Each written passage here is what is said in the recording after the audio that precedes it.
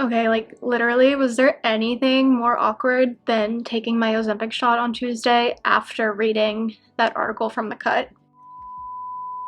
Hello friends, I am back with a 6-month Ozempic update slash frequently asked questions-ish slash let's kind of discuss The Cut article. TLDR, go watch my other videos. If you don't want to, that's fine. I am on Ozempic, prescribed it by my doctor, pre-diabetic, blah blah blah blah blah. Weight loss is a side effect. I tagged these Ozempic for weight loss because the algorithm likes it. So this has been month 6 of Ozempic and not much has changed. I'm still on 1 milligram.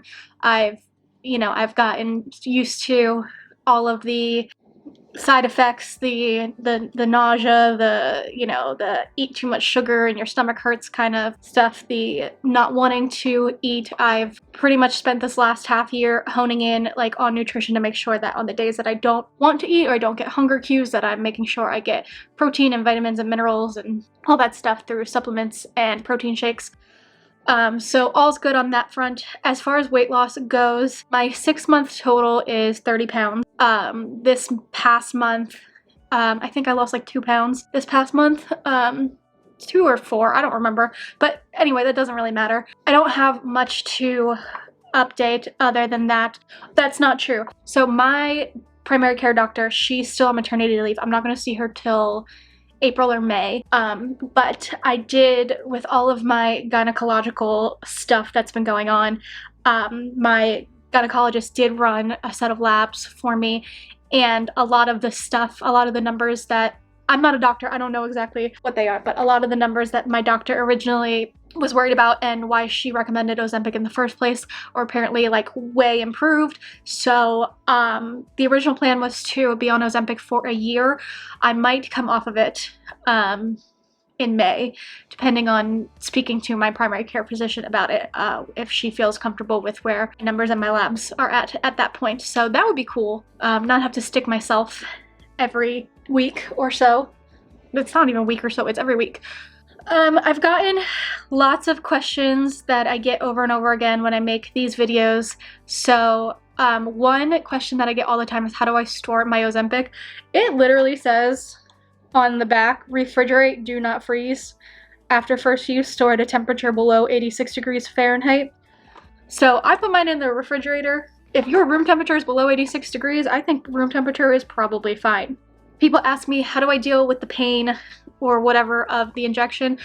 I don't. It burns. It burns every time, and I just, whatever. I have a really high pain tolerance, to be honest. I have no problem with the sticking myself. Like, it doesn't gross me out or anything. I just take a pinch of that and go to town. I think my like month 5 or my month 4 video, I actually injected my Ozempic on camera. So if you want to see how I do it, you can go back and watch that one. What else? What else? What else?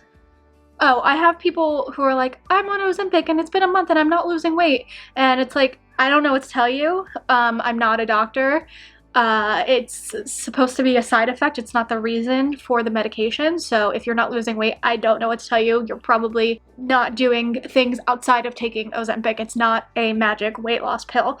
And so those are the questions I get a lot. And these videos are always quick because I don't put a lot of emphasis on like whatever. I don't want to like glamorize the Ozempic life. And that being said, I do want to talk about that article that was in The Cut that came out back in February. And I think it's something that if you are someone who is like recovering from an eating disorder or gets triggered by like the romanticization of like nothing tastes as good as skinny feels, that kind of stuff, don't read the article. If that kind of stuff doesn't trigger you and you're thinking about going on Ozempic for weight loss, I highly recommend you read the article from The Cut. It basically, like, the journalist sat down with an actress who has been using Ozempic specifically for weight loss and talks to her about it. And she really romanticizes the fact that it makes her not want to eat. It's very, very Kate Moss, nothing tastes as good as skinny feels vibes.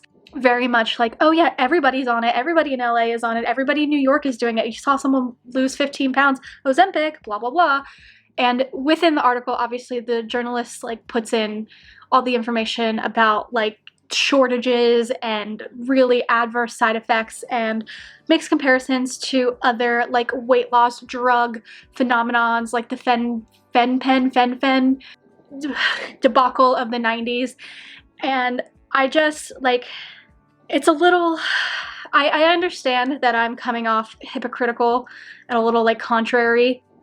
If you're seeking out Ozempic specifically for weight loss, I think it's a great tool that can be used in the right context with other lifestyle things, but I just like, the article was a real eye-opener in the fact that it's not a magic cure-all, and besides the fact that there is a shortage and people who are able to score this medication from their doctors or buy it for like $700 and stuff like that are taking it away from diabetics who actually need it.